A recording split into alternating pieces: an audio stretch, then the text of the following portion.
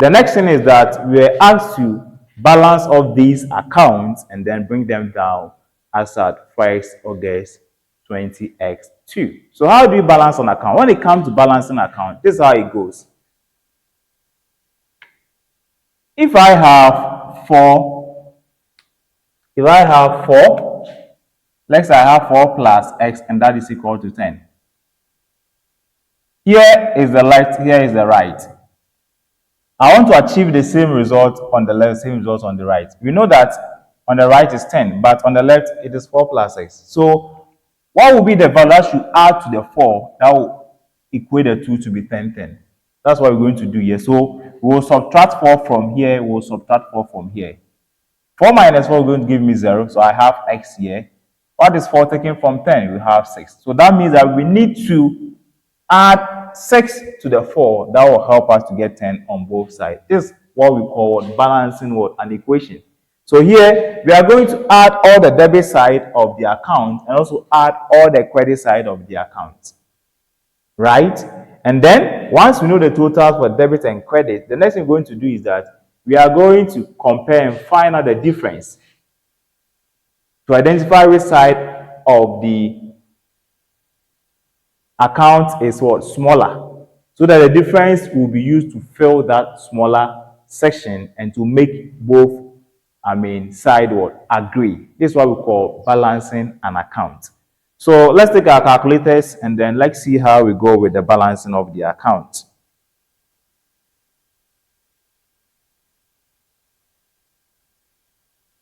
So you help me to confirm some of the figures and then we are good to go. So on the debit side of cash, we may have what?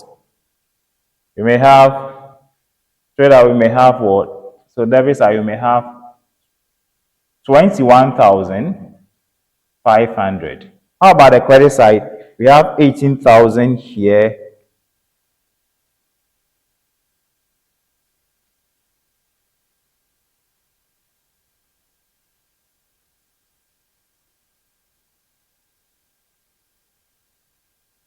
We have 18,000 here. We have,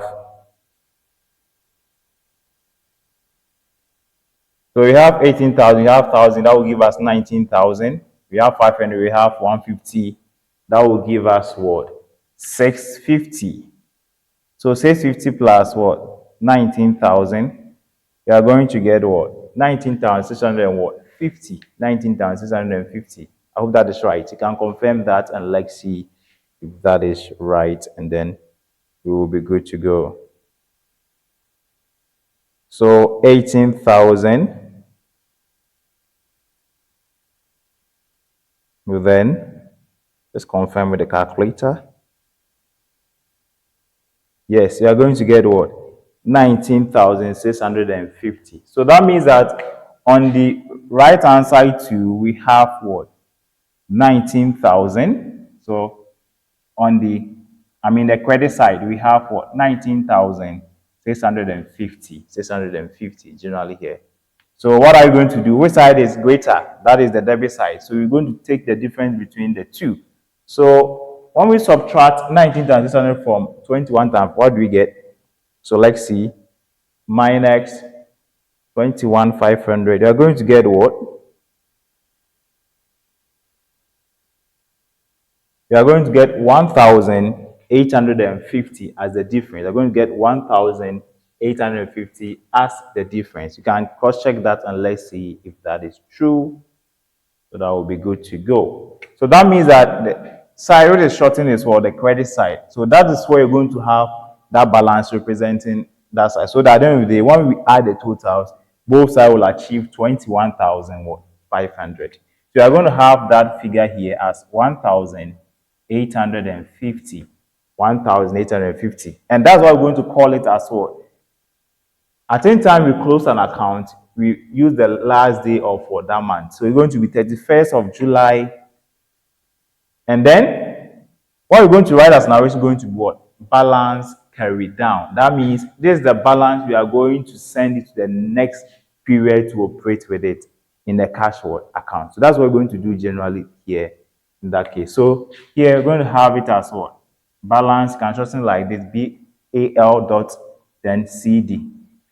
meaning balance carried down. And then you underline it, you will have the total of what? 21,500. Okay, double underlined. Then you do the same thing on the debit side as well too. Make sure they are all aligned. 21,500. Underline it nicely. Then you do the same thing in all other accounts. But the account that have just single transaction in it, just leave it like that, because all things being equal, when you balance, it's going to be at the same side where that single entry is. So that one you don't tamper with it. Just so we leave this, it's already balanced. And it's already having a balance of what at the credit side as 20,000. Then we come to the bank account, do the same thing here. We have 18,000 plus. What do we get? We have what? 18,250. So we have 18,250. All right. 250 minus 300, because the credit side is just 300. So what will be the difference? Let's see. And then we flow. So we have 18,250 minus 350. So 300 rather. What do we get? I had what? 17,950. So that means the side which is shortened is what? The credit side. So we're going to write what? That difference here, 17,950. So at the end of the day, both sides will agree as what? 18,250. So we have what? 18,250. We are going to write here as what? 31st July, balance carried down. Balance carried down. Remember, once you have the balance carried, you must bring it down. That's the balance carried down. So you're going to bring it down and send to the next what? Period. So after 31st of July, the next month is what? August. So you're going to have here 1st August is 08. Then you have balance. Now we have bring it down. So we say balance brought down. Balance brought down. And the figure is what? 1,850. You recall that. And the same thing you're going to also do here with the bank account. You're going to record 1st of what? August. Balance brought down, which is what? 17,950. Record that as well. Here, you leave it alone. You don't tamper with it. Here, you leave it alone. You don't tamper with it. Purchases, we need to balance it because you have more than one transaction account in it. So what do we do? Here, we don't have anything at the credit side. So here is 0. So we have on the debit side as what? 3,000. 1,000 plus 2,000, we get 3,000. So when we add it to you, we get 3,000. So that means that the side which is shortened is the credit side, right? So that's what we're going to do. So that means the balance is supposed to be here, 3,000. So you write in here 31st of what? July. Balance carried down as what? 3,000. And then you underline it nicely to close the account. Okay? You close the account. And then balance carried down, you need to bring it down. Balance, that means carry the balance down. So we are going to bring it down as what? 1st of what? August. You write here, balance brought down, which is what? 3,000. And then you are good to go. Then you come to sit-down accounts also in question here. Here too, you have more than 2 accounts, so we can still balance this based on the idea. So here, the total is 2,000. So here, the balance is going to be at the debit side. So we have 31st of what? July, balance carried down. What will be? 1,800. So you close it, you have 2,000.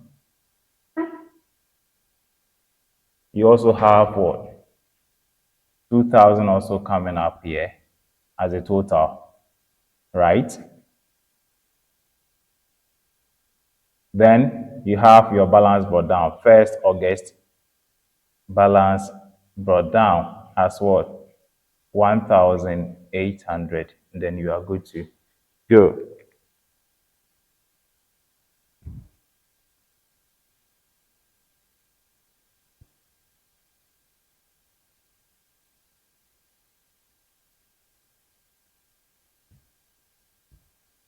Then we come to purchase returns. So here, just one item. So where it's supposed to be is fine. You don't do anything with it because just one item in it.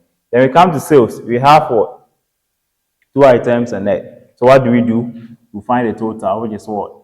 Here, the total is going to give me 2,500. You close it. Okay. So the balance is going to be here, 31st of July. Balance carry down. Then you have 2,500. Then you close it like that. Have the total coming up 2,500. So balance carry down, balance brought down, which is 1st August. Then you have your balance brought down as what? 2,500. And the total sales for the period. Drawings, you don't tamper with it. Sales return, don't tamper with it. You just leave it. Or we can work on process what? Account. So the credit side is what? Here it is 750. That's for the credit side. But the debit side is what? 1,000. So the difference is going to be about 250. Hope that is right. Yes. So that means which side is shorting is the credit side. So that's going to be the side that will carry what? The difference of 250. So we have 250 here. Okay. So that's going to be 31st of July. You write in here balance carry down. And that's going to give us a total of 4,000. You close it. Then you do same here too. Total 1,000. You close it. Then balance carry down. You bring the brought down here as 1st August. Balance brought down. The figure is what? 250. So that means on the account of Roxanne, you're supposed to pay an amount of 250 to settle his account. And the rest you can leave it like, since it consists of individual transaction, you can leave it like that. This is how we balance an account when it comes to what? Recording of what transactions in the business books. So once we have balanced these accounts, then B, we're asked to extract what? A trial balance. When we say a trial balance will help us to understand all the balances that we have derived here. Like, for instance, the cash. This is the balance for the cash. This is the balance for capital. This is the balance for bank. This is the balance for equipment, balance for rent, in that order. We are going to list all of them, right, in a form of what? I mean, a tabular arrangement, right? So that if it is debit, it goes to the debit side. If it's credit, it goes to the credit side. So trial balance helps us to understand the listing of all balances that exist in the books of the account.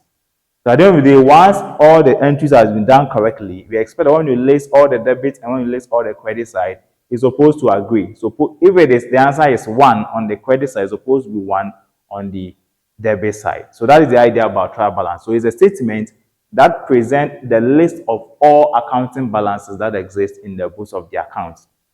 So if the item has a debit balance, it means that that item will be on the left-hand side of the account. Like, for instance, cash having a debit balance here, you see there's what? 1,850 will be on the debit side. If an item have a credit balance, it means that it's going to be on the right-hand side of the account. For instance, let's see the capital is what? A credit balance. When we say a debit balance is a balance that exists on the left-hand side of the account. It is where the debit side of the account is more than the credit side. At any time where the debit side of the account is more than the credit side, then we get the debit balance. And at any time where the credit side is more than the debit side, then we get what? A credit balance. So let's take note of these key terms. At times they can ask you explain the following terms in that order. So that is the idea here when it comes to trial balance. I need debit and credit balances in that line. So let's see how we can go through and then list the trial balance issue in here. So we're going to write B. So this is the A part, okay? All we've done is the A part. B, trial balance. This is how you go. Trial balance as at, what was the period that we're dealing with? Was July, right? So as at what? 31st July 20x2. So you do that and then you're on the line. And in the trial balance, we have three columns. We have a column for the details, okay? And we have a column for debit and a column for what? Credit, which records the amount involved. So you have here as the details, or others will call it particulars. Here is supposed to be debit, here is supposed to be credit. And then you have our currencies coming up like that. So you just have to work them out. So let's start with the cash first, as how you are presented in here. Doesn't matter any arrangement you go. Once everything is right, you're supposed to agree. So we'll have our cash here, cash account here. What was the balance? Was a debit balance of what? 1,800. So you call it here 1,850. Okay. Then we come to capital. Capital. What was the capital side to here? Supposed to be was on credit. So we're going to bring it here 20,000 on credit side. Then we come to what? So we're done with this. We're done with cash. Then we come to bank 2. What was it? It was also on the debit side, which is what? 17,000, I think 950. So we have it here. Bank.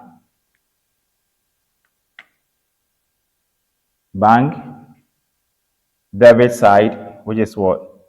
17,950. The next item we have for the equipment. Equipment. All the equipment balance here, you can see there's on the debit side, so we record 300 on the debit side. So this one take. And then we come to rent. So rent, you can see that this is also on the debit side, so we record 500. Then we come to purchases. Also at the same time, debit side, you record purchases. Purchases, what do we get?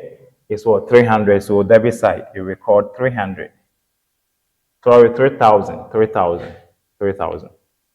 Then we move on to CDOM account, where side at the credit side is what? 1,800. So CDOM is what? Actually a supplier or a creditor. So let's take note of that. So having a credit balance of what? 1,800. This is telling us that Charles needs to pay this amount to settle his account with CDOM. Then we come to what? Purchase returns. So here you can even write returns. Just write returns. Returns. So here, the returns here, the purchase returns are the credit side. So I'll record 200 here as credit. Right? And there was also another return, sales return also here as 500. Because we record that as what? 500. I think that is true. July 28th. Yes, 500. So that one's also at the debit side. So record 500. So when we see returns like this, we have the debit side. The debit side represents what? Return what? Inward, right? And then the credit side represents return outwards. When you see returns like this in the trial balance, the debit side represents what? Return inwards or sales returns, as you can see here. And then the credit side represents what? Return outwards or purchases returns. So let's take note of that. Then we come to, so we are done with the returns issues. We come to that of the sales account. Let's deal with the sales account. So we have sales. So what was the sales balance figure? It was what? 2,500 on the credit side. So we record 2,500 on the credit side. Then we move on to what? Person account, who is also what? A customer or a debtor. Person. So what was the balance for person 2? We were told that was what? 250 on the debit side. So we record 250. Then lastly, we have what? Drawings. We present the drawings up here. Drawings up here. So drawings to what was the balance? Was the debit side. So we record 150 on the debit side. After that, you just have to underline and find the totals on all these what? Balances. And let's see. If it's agreed, then it means that everything was perfectly recorded and then entered rightly. and then that's good. But the fact that your trial balance will agree will also indicate that everything is right. There are two instances. The fact that trial balance will agree give you an assurance that fine, at least you have been able to do something that agree. But in most cases, at times it might be agreed, but yes, there might be some errors in it, and that will lead us into the errors. We'll talk about it later. But the fact that your trial balance agreed doesn't guarantee that everything that you have undertaken in the recording process is correctly. At times there might be some errors, but generally, when it agrees, you are okay that at least it's fine. So let's see the debit side, let's see the credit side so that we can see the totals that we have here. So let me work out the credit side, deal with the debit side for me. Let's see if it will agree. So we have 20,000. We have plus what? 1,800. We have plus 200. Then we have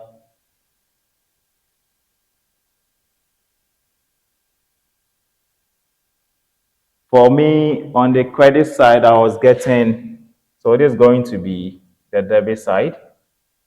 Okay.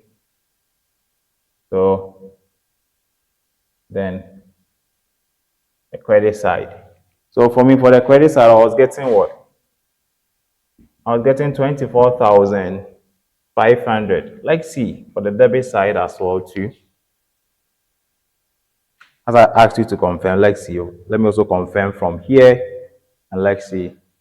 So 1,850 plus 17,950 plus 300.